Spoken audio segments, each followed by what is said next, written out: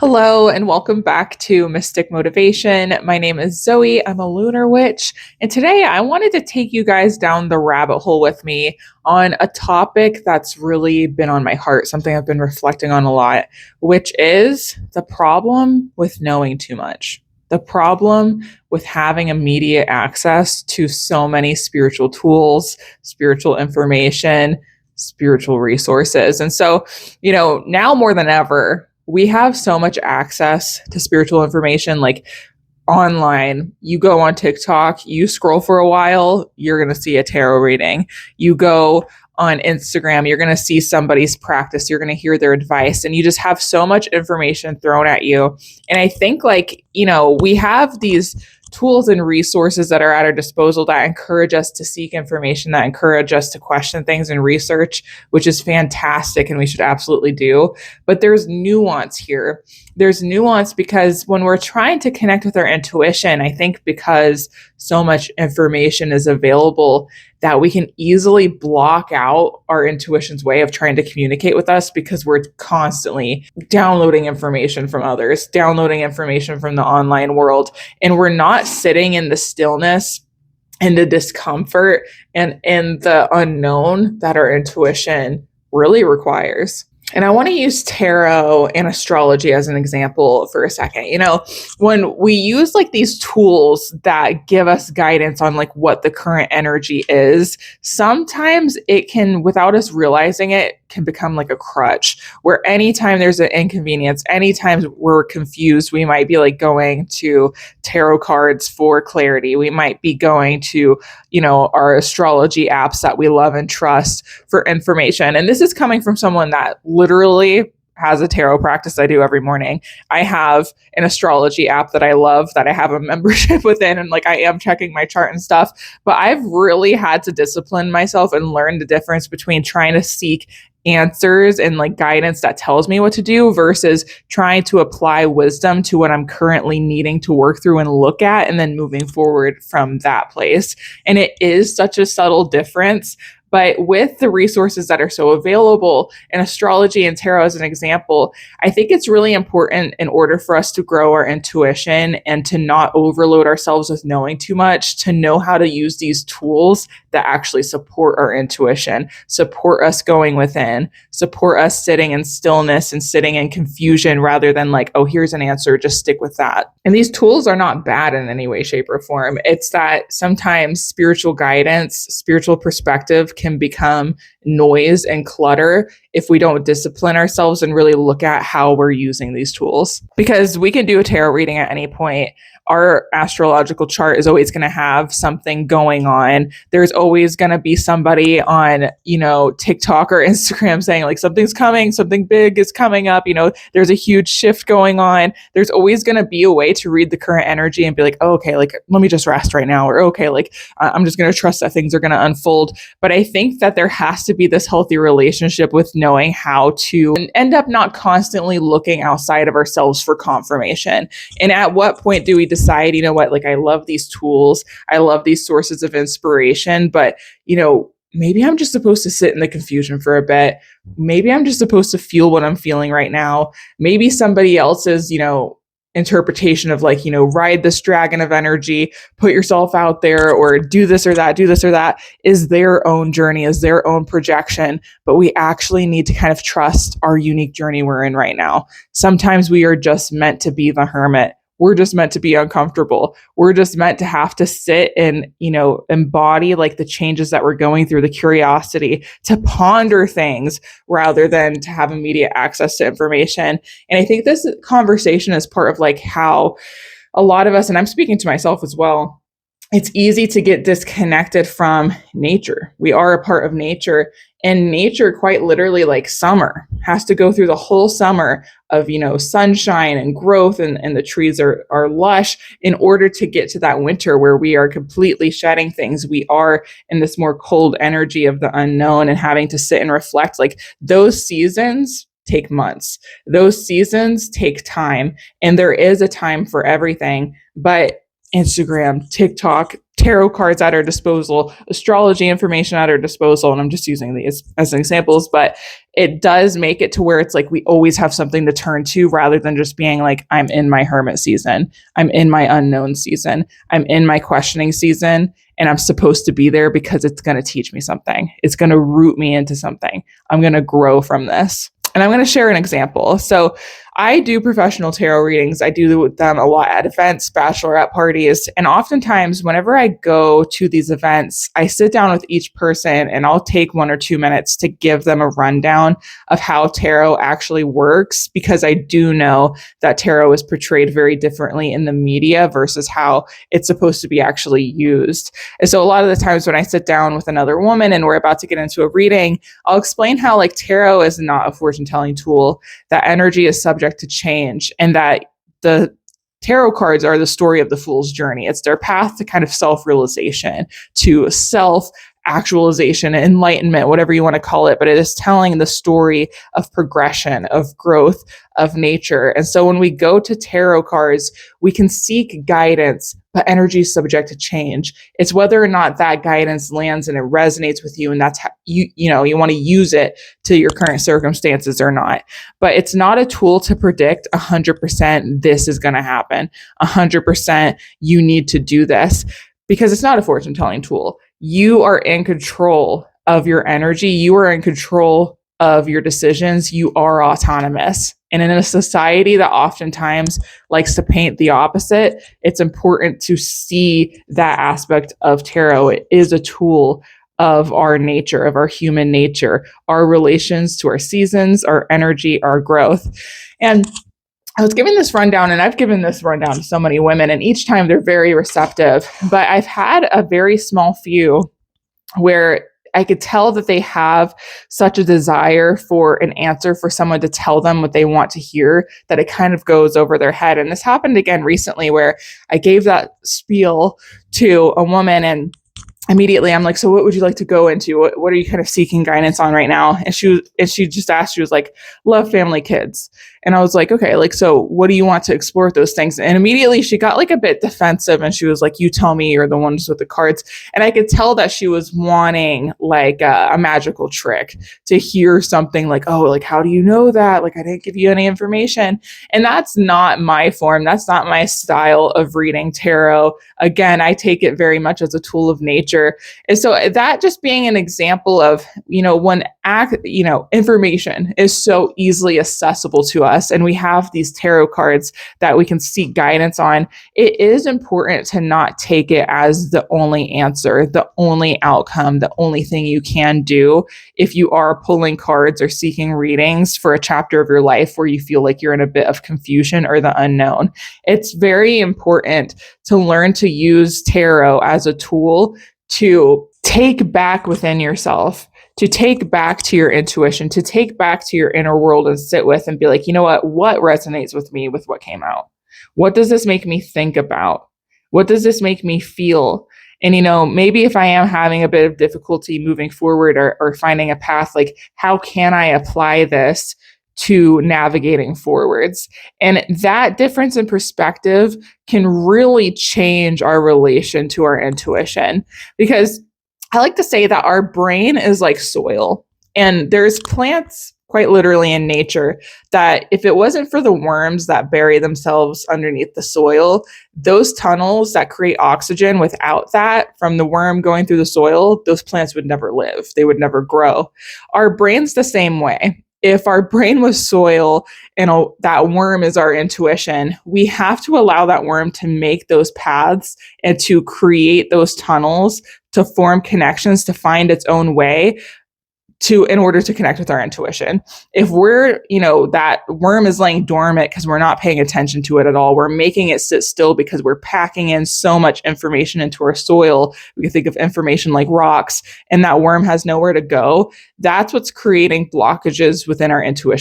We have to get rid of all the information of like what so-and-so is saying, letting tarot predict our future, letting astrology predict the energy.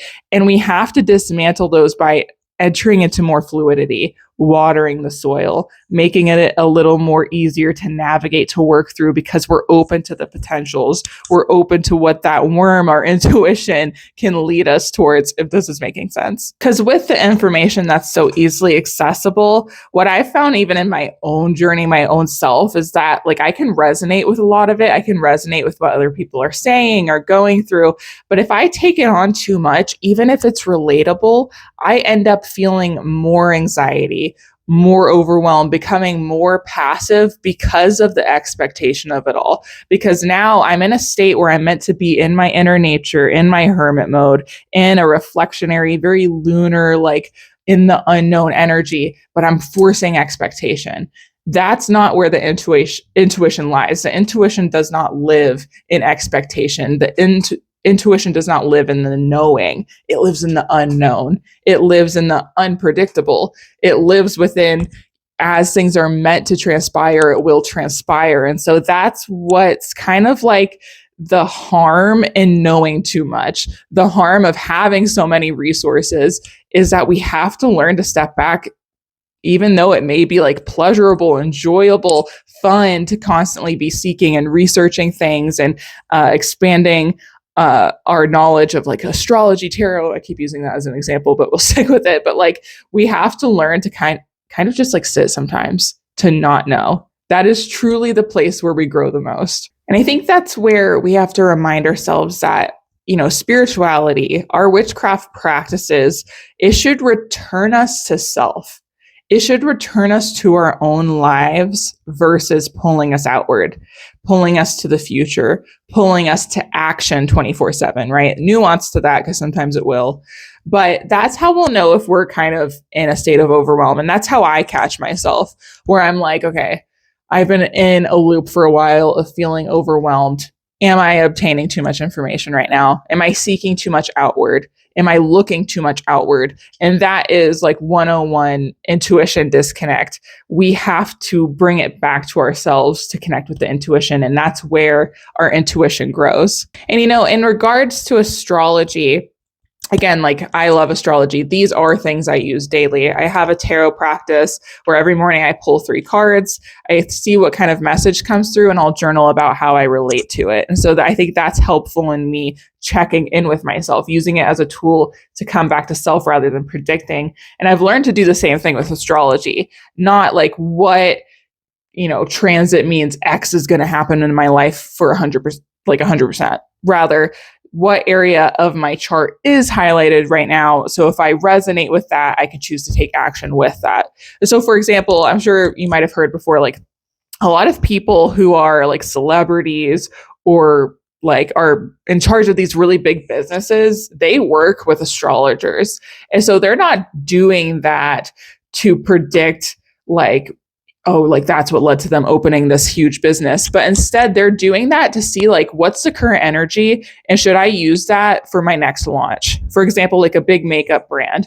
A lot of those founders are working with astrologers to be like, I want to like drop this new lipstick line. When's the best place in my chart to do that? Because if I'm in a time right now where, you know, you're in your astrology chart, you're meant to be focusing on yourself, attention is taken off of you, that wouldn't be a good idea to launch something then. But when your area of your chart is highlighted where you're meant to be in visibility, like Leo season, which is right now, you could be seeing this at any point, but right now is Leo season. So that would be, for someone that has that highlighted in their chart, a better idea to step into that energy to promote visibility. And so that's how we can work with astrology rather than like using it to predict like, you know, visibility is going to happen no matter what. It's a choice. It's energy we can choose to step into and align with or not. So when we work with astrology like weather rather than a destination, and the same with tarot, the same with other people's perspectives and advice as experiences rather than a must do in order to get to a destination, that's where we start to reclaim our intuition. That's where we turn off the overwhelm. That's where we come back home to ourselves. And I think that's where a lot of my journey shifted, because like when I look at the beginning of my spiritual journey, my witchcraft journey, so much of it was me asking for signs, like, you know, communicating with my guides, like, show me 222, if this needs to happen, or show me 777 if this like is going to transpire, like asking for confirmation, like if I should do this or not. And I think what's funny is like those things were so relevant to me at the beginning of my journey. And like angel numbers, truthfully, for me now are something I hardly look at. Like, yeah, I'll notice a repeating number or something, but I don't really give it too much attention because I know that like not everything's a sign anymore. Like my journey deepening, me trying to develop a deeper intuition, like I've stepped back from signs and I've stepped into autonomy. I've stepped back from like honestly fate, and I've stepped into like decision. And I think that, I mean, this could be like a whole other topic, but for women in spirituality, that is so important to reclaim, because we do have a society that promotes like spirituality and religion within like this external source hasn't handled. And what is so important for women to reclaim is the choice we have. We have choice. We can make decisions. We can build up this connection to our inner self, where that is our North Star. That's our inner compass. And that leads us to a life that we can say, you know, we look around at and we're like, I built this. I decided this. Nothing planted me here. Nothing necessarily guided me here. And there's nuance with that. Like we connect with guides in certain ways, some of us, right? And we connect with, you know, these pulls and these nudges. But at the end of the day, it's your decision making that gets you there. That builds up such a strong foundation. And those seasons of unknown are what build that up. Those seasons of discomfort are what build that up. Those seasons where we're shedding ourselves and we don't know who we are. And, you know, we're no longer finding ourselves. We realize we get to create ourselves. And that's what leads us to that deep connection to intuition. I'm not going to do something based on what I see is successful for someone else or the predictions of someone else, but I'm going to take things as permission. So always bring things back to yourself. Does this actually resonate, or is it what I'm settling for? Does this actually resonate, or was it the first thing I saw? And you know what sparks like a pull and a tug within you? That's how you'll know if a message was actually like meant for you, and if you're meant to take that forwards. But don't force things in a place that, you know, again, like there is so much information out there now. We have the most resources ever. We can research anything and find some sort of answer or perspective, and so many things are in our face. And so we have to remind ourselves, like, don't treat my spirituality like a magic 8-ball. Don't treat my intuition that way. Grow into your intuition. Grow into what is meant to happen. Because signs you do receive, right? When you feel as though you're receiving a sign, it should support your intuition, not replace it, where it's like a switch is turned off and it's like, oh great, I don't have to think. And again, just using this as an example, but that's what we see in society, right? Within religions, like people that lack critical thinking skills or lack the, you know, any type of opening to question things, is because they want to turn off the intuition and just be told what to do and just have somebody tell them the answer, because it is easier. But when we look closely or look behind the scenes, or someone really opens up, we can see their struggles with a lack of sense of self, a complete lack and disconnection from intuition. And we don't want to perpetuate that in a path that is supposed to be more in tune with nature. We have to remember to come back to our nature, that we don't give other things decision-making power over our lives. From that place, from the unknown, from those periods of rest, that's when we grow into certainty. That's where we build like this beautiful, like connection to self, these beautiful roots, these beautiful lush like leaves of our own like soul tree, you could call it, where we know when to take action next. And we're so deeply connected to ourselves that it's unquestionable. And think of a time in your life where you've had that, where you're like, no doubt I'm meant to chase this thing. No doubt I'm meant to do this. No doubt, like this is me. And those places came from periods of struggle, most likely periods of uncertainty, or things transpired that shifted your life into that. And we have to remember that there are growing pains. We shouldn't run from that. It is human. It is life. It is nature to deal with struggles. But when we embrace them and we let them teach us, that's where we find wisdom. Wisdom is birthed through some sort of suffering. And it's not always in an extreme way. It can be, but it can sometimes just be in the suffering of waiting, in the suffering of not knowing, of the suffering of not having instant gratification, instant answers, a prediction. So maybe we don't need to know everything. Maybe knowing everything isn't the goal. Maybe it's not impressive to be the oracle that knows everything. Rather, it's deeply sovereign. It's deeply beautiful to sit in the unknown, to say that you don't know, but to say that you're open. When we think of intuition, we think of the moon, and the moon is illuminated in darkness. We have to look into the unknown to find our own inner moon, to find that intuition, to see what it wants to share with us. And when our intuition speaks, we don't have to know exactly the full answer right away. Sometimes it'll speak to us through our dreams, and we're not able to decipher them immediately. Sometimes our intuition will speak to us as this nudge, but we're unsure how to go about it. And we just have to take our time in the process. So use tarot, use astrology.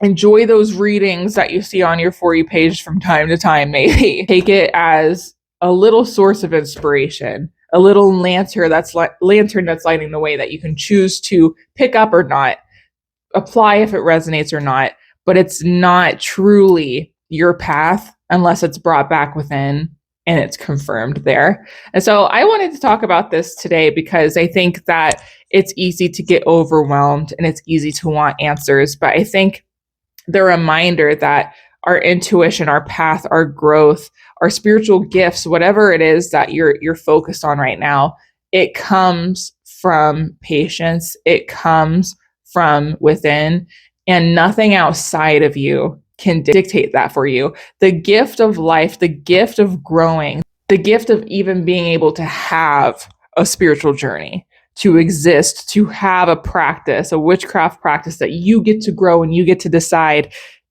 is the beauty of it. It's in the unknown. It's in the uncertainties. It's in the things that's happened that where you can think of your future crone self and be like, I navigated that. And you can look back proud and say that nothing else dictated it for you, that you built yourself, you created yourself, you carved out a path within, you watered that soil within to allow your intuition to create avenues within you to speak. Just some food for thought. Thank you to the witch who's listening to this podcast. I really appreciate you being here. And I hope that you found something that resonated with you, something that sparked some inspiration for you to connect with yourself and to accept wherever you're at in your journey right now that might not be fully clear, and know that that's fully okay. It's normal. All of us are dealing with it in different ways, different forms, even if you're not seeing that, because it's not the glamorous side. It's not the side most people want to show or talk about. A lot of people want to act like they have it all together or act like they know everything. But that's quite literally impossible. We're all students of life. And when we embrace being a student, that's where the most magic happens. If you're not already, be sure to subscribe to my podcast here on YouTube, on Spotify. I post episodes every Monday and every Thursday. Quick shout out to the Scarlet Rose Coven, my online coven. We are gathering this Sunday and we are diving into the topic of dream work and astral projection to grow our intuition and gifts, which actually goes beautifully with the topic of today's podcast, giving you practices that you can apply to your own journey to help you connect with your inner world. If you'd like to learn more about my online coven, go to the link in bio, click the Covens tab, and you'll find everything there. I'll see you back here soon. Much love.